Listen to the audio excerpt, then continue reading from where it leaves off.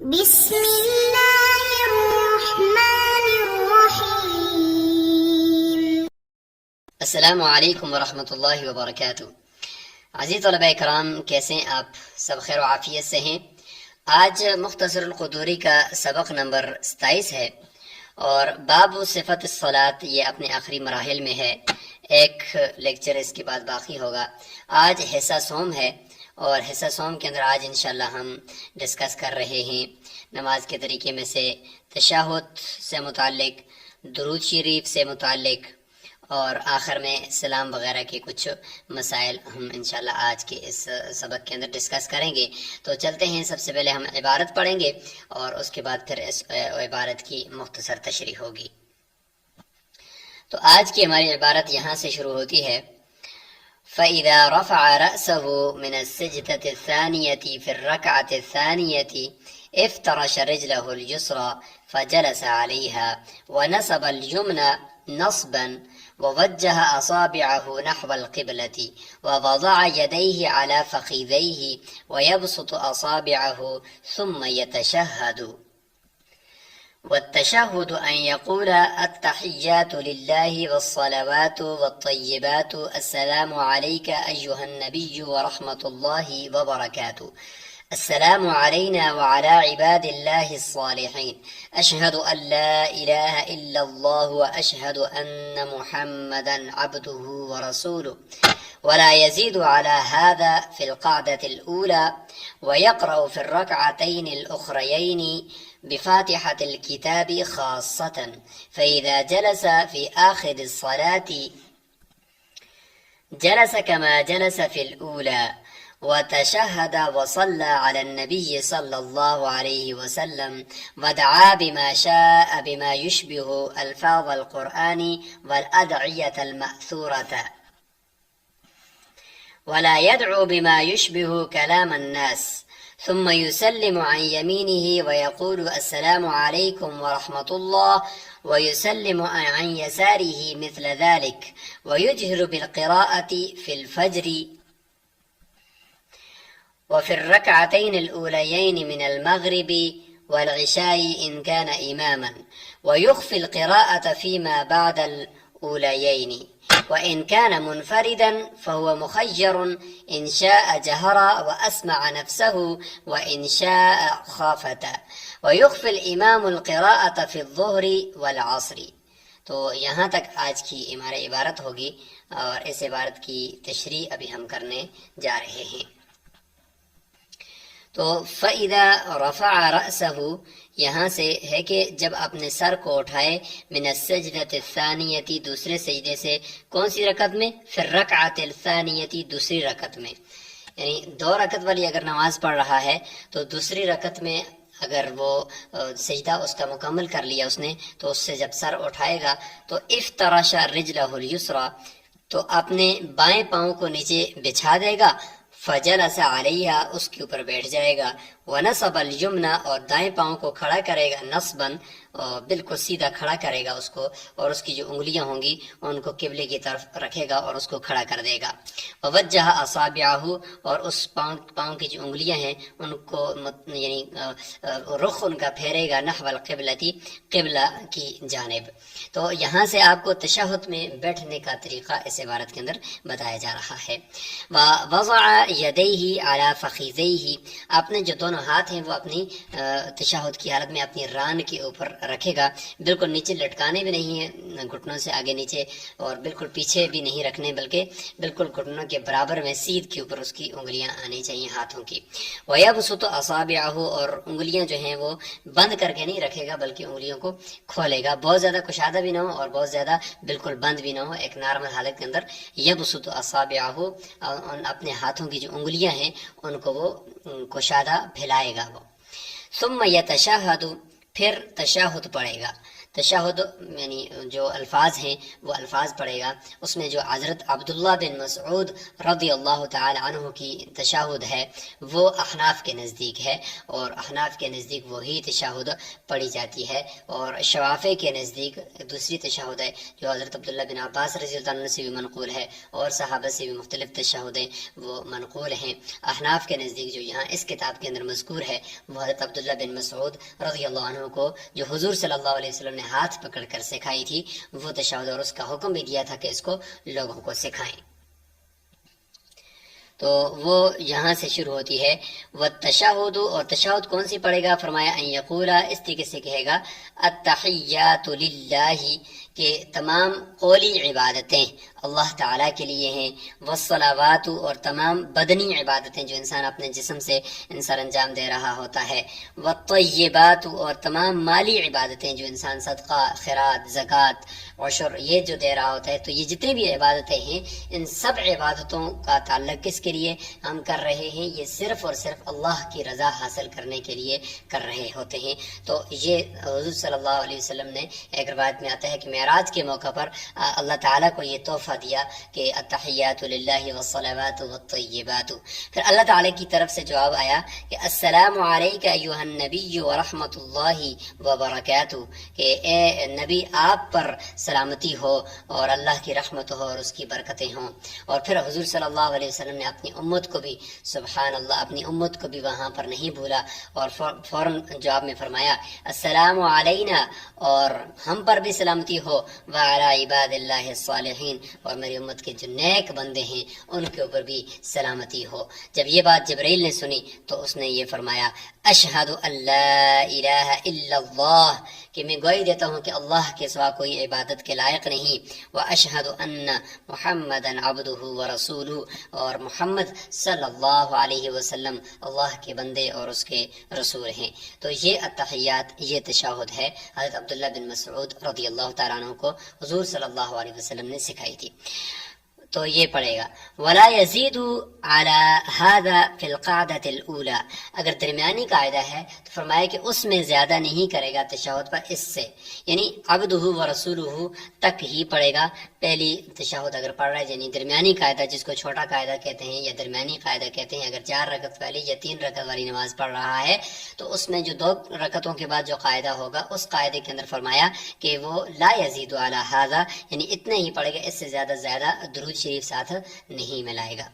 وَيَقْرَأُ فِي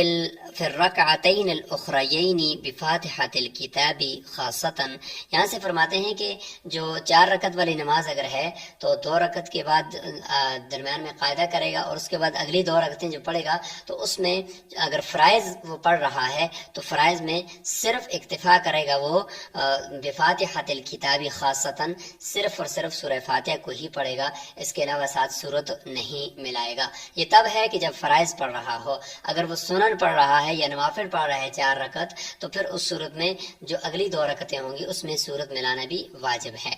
فَإِذَا جَلَسَ فِي آخِرِ الصَّلَاةِ، یعنی نماز کے آخر میں جب 4 رکعتیں ہوں یا 3 رکعتیں ہوں یا 2 رکعتیں ہوں، آخر میں جب وہ بیٹھے گا، نماز کے آخر میں بیٹھے گا تو جلس کما جلس فی الاولی،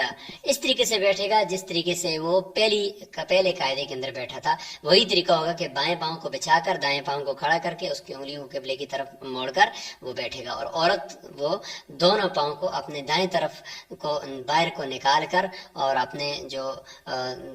ہے باقی جسم اس کو زمین کے ساتھ چمٹا کر وہ بیٹھ جائے گی۔ تشہد، آخری قاعدے کے اندر تشہد پڑھے گا، اور اس کے بعد چونکہ ابھی تو آخری قاعدہ ہے تو وصلی علی النبی صلی اللہ علیہ وسلم، حضور صلی اللہ علیہ وسلم پر درود بھیجے گا، وہی نماز والا درود ہے اللہم صلی علی محمد وعلی آل محمد کما صلیت علی ابراہیم وعلی آل ابراہیم انک حمید مجید، اللہم بارک علی محمد وعلی آل محمد کما بارکت علی ابراہیم وعلی آل ابراہیم انک حمید مجید، یہ درود شریف پڑھے گا۔ ودعا، اس کے بعد پھر دعا پڑھنی ہے، بما شاء، وہ جو کچھ بھی وہ چاہتا ہے اللہ تعالیٰ سے مانگے گا، لیکن الفاظ وہ ہونے چاہیے مما، ان الفاظ کے ساتھ، ان دعاؤں میں سے یشبہ الالفاظ والقرآنی، جو لفظوں میں اور معنوں میں وہ قرآن کے الفاظ کے مشابہ ہونی چاہیے، قرآن مجید کے اندر جو دعائیں منقول ہیں وہی ہونی چاہیے، والادعیۃ المأثورۃ، اور وہ دعا ایسی ہونی چاہیے کہ جو حضور صلی اللہ علیہ وسلم سے احادیث مبارکہ کے اندر جو منقول دعائیں ہیں ان سے مشابہ ہونی چاہیے، یعنی کوئی ایسی بات نہ ہو یا تو اپنی زبان میں کوئی انسان بول رہا ہے اردو میں، پشتو میں، تو اس سے پھر نماز فاسد ہو جائے گی، عربی کے اندر ہی ہونی چاہیے، لیکن وہ دعا ایسی ہو کہ جو قرآن اور حدیث میں منقول دعاؤں کے، جیسے ربنا آتنا فی الدنیا حسنہ وفی الآخرۃ حسنہ وقنا عذاب النار، اس طریقے سے ربنا تقبل منا انک انت السمیع العلیم، ربنا لا تزغ قلوبنا بعد اذ ہدیتنا وہب لنا من لدنک رحمہ، تو اس طرح کی دعائیں مانگے گا۔ ہاں، یہ نہ مانگے کہ اللہ مجھے کپڑے پہنا دے، اللہ مجھے پیسے دے دے، یہ تو انسان باہر سے جس سے کسی سے سوال کر رہا ہوتا ہے تو اس طرح کی چیزیں نہ مانگے، عربی کے اندر بے شک مانگ رہا ہو لیکن اس طرح کی چیزیں وہ نماز کے اندر نہ مانگی جائیں۔ تو یہ ہے جی تشہد، اور اس کے بعد درود شریف۔ درود شریف اور دعا یہ دونوں سنت ہیں، یہ احناف کے نزدیک نہ فرض ہیں نہ واجب ہیں، بلکہ یہ سنت ہیں، اور ان کے اگر چھوڑ دیا ان کو اور سلام پھیر دیا کسی نے تو نماز بغیر سیدھے ساوا کے ہو جائے گی۔ وہی بات فرما دی کہ والا یدعو، اور دعا نہ مانگے، بیما، ایسی دعا کے ساتھ، ایسے الفاظ کے ساتھ، یشبہ کلام الناس، جو لوگوں کی باتوں، لوگوں کے کلام کے ساتھ مشابہ ہو، یعنی اے اللہ مجھے کپڑے پہنا دے، اللہم اکسونی، یا اللہم اطعمنی طعاما، اے اللہ مجھے کھانا کھلا دے، اللہ مجھے پانی پلا دے، یہ اس طرح کی دعائیں نہ مانگے۔ ثم یسلم عن یمینہ، پھر دائیں طرف سلام پھیرے گا، ویقول السلام علیکم ورحمۃ اللہ، اور وہ اس طریقے سے الفاظ کہے گا، ویسلم عن یسارہ، پھر بائیں طرف سلام پھیرے گا، مثل ذلک، اسی طریقے سے۔ اور اس میں یہ بھی مسنون ہے کہ وہ دائیں طرف سلام پھیرتے ہوئے فرشتوں کی نیت کرے گا، جو اس کے ساتھ فرشتے ہیں حفاظت کے، یا اس طرف جتنے بھی لوگ ہیں وہ سب ان کی نیت کرے گا، مسلمان جنات جو ہیں ان کی بھی نیت کر سکتا ہے، تاکہ سب کے اوپر اللہ کی سلامتی کی جو دعا یہ کر رہا ہے سب کے اوپر اللہ کی طرف سے سلامتی ہو۔ وَيُجْهِرُ، یہاں سے آگے جو ہے وہ قرات کا مسئلہ شروع ہو گیا، یعنی قرات کا جو ہے سامنے اس باب کا کیا تھا، تو یہاں سے اس کے اندر سے وہ قرات کو شروع کر رہا ہے کہ قرات جب وہ نماز کے اندر کرے گا تو کون سی نمازوں کے اندر آہستہ کرنا ہے، کون سی نمازوں کے اندر جہرن قرات کرنی ہے، اونچی آواز سے قرات کرنی ہے۔ وَيُجْهِرُ بِالْقِرَاءَةِ فِي الْفَجْرِ، فرمایا کہ فجر کی جو نماز ہے اس کے اندر یہ قرات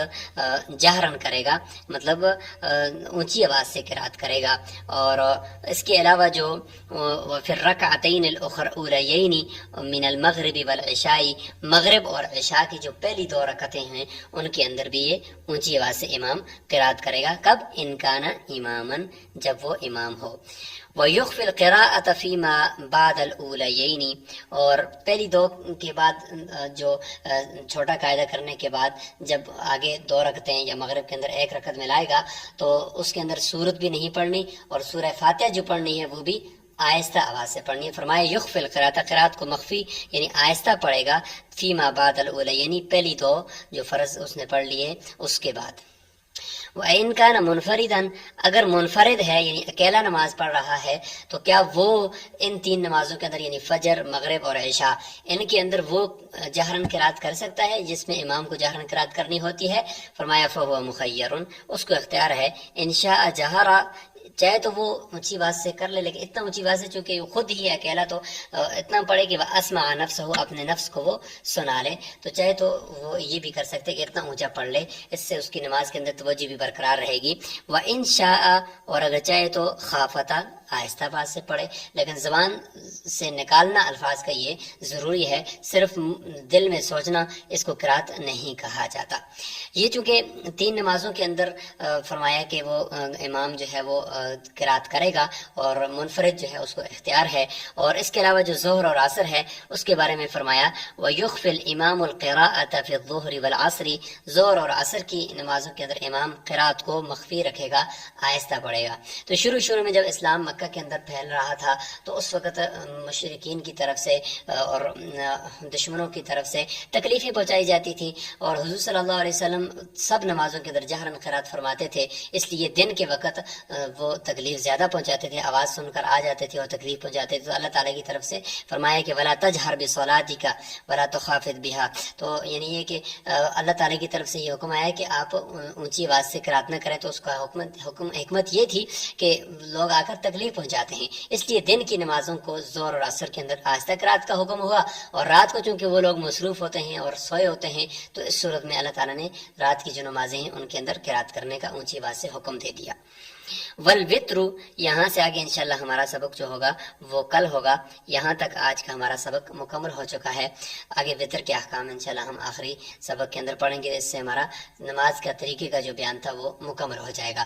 آپ سے امید یہی ہے کہ آپ اسی طریقے سے، ظاہر ہے کہ علم وہی ہوتا ہے کہ جس کے اوپر انسان عمل کرے، تو آپ نے اگر ابھی تک عمل شروع نہیں کیا، یعنی جس طریقے سے ہم طہارت اور کتاب الصلاۃ پڑھ چکے ہیں، تو اگر اس طریقے سے آپ نماز پڑھ رہے ہیں تو آفرین ہے، آپ کو شاباش ہے، اور اگر نہیں شروع کی تو بیائی نہیں، اسی طریقے کے مطابق، سنت طریقے کے مطابق کوئی بھی عمل جب سنت طریقے کے مطابق نہیں ہوگا اور اس میں اخلاص نہیں ہوگا تو وہ عمل کبھی قبول نہیں ہوتا۔ تو اس لیے یہ ضرور کریں کہ آپ پریکٹیکل خود کر کے اپنے اوپر دیکھیں کہ اللہ کے نبی نے کس طرح نماز پڑھی ہے، کس طرح وضو کیا ہے، کس طرح غسل کیا ہے، میں بھی وہ کروں تاکہ مجھے ثواب ملے۔ تو اس سبق کو بھی دیکھیں اور پریکٹیکل کریں آئندہ کی ساری نمازوں کے اندر، اور اسی کے مطابق نماز پڑھیں جس طریقے سے یہاں پہ بتائی جا رہی ہے۔ اور اس میں تشہد کے اندر ایک چیز ہے کہ جب اشہد ان لا الہ الا اللہ پڑھے گا تو ہاتھ کی انگلیوں میں سے جو انگوٹھے کے ساتھ والی انگلی ہے، مثال کے طور پر یہاں پہ اگر میں انگوٹھا بناؤں، یہ انگوٹھا ہے، اور یہ جو انگلی تشہد کی ہوتی ہے اس کو تشہد کی شہادت کی انگلی کہا جاتا ہے، باقی چھوٹی چھوٹی انگلیاں اور دوسری انگلیاں یہ نیچے ہوتی ہیں، تو یہ والی جو انگلی ہے اس کو اوپر کھڑا کرے گا، کھڑا کرنے کے بعد یہ جو انگوٹھا ہے اور یہ جو آگے چھوٹی انگلی ہے، اس چھوٹی انگلی کے ساتھ وہ اس چھوٹی انگلی کے ساتھ حلقہ بنا دے گا، اور ان دونوں کے آگے پوروں سے حلقہ بنائے گا، اور اس انگلی کو کھڑا کرے گا، اور کھڑا کر کے اشہد اللہ کے ساتھ اس کو اونچا کرے گا، اور پھر الا اللہ کے اوپر پھر اس کو نیچے گرا دے گا، اور اسی حالت کے اندر پھر اس طریقے سے اپنے ہاتھوں کو حلقہ بنائے ہوئے ہی چھوڑے گا۔ السلام علیکم ورحمۃ اللہ وبرکاتہ۔